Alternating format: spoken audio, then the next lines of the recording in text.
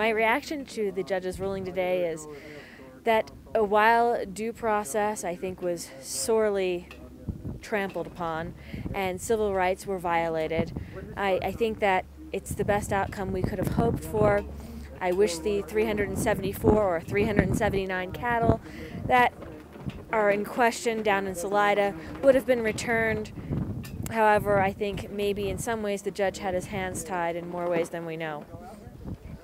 Well, we were pleased that Mr. Wagner is able to go back to his business and livelihood of ranching and raising cattle.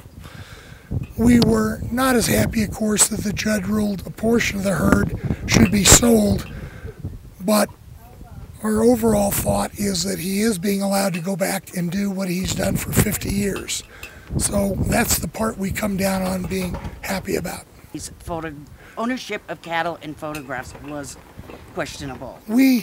That's correct.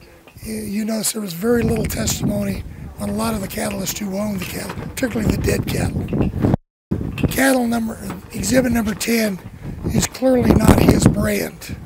Yet it was clearly pointed out by the Department of Agriculture that cow was in dire need of assistance.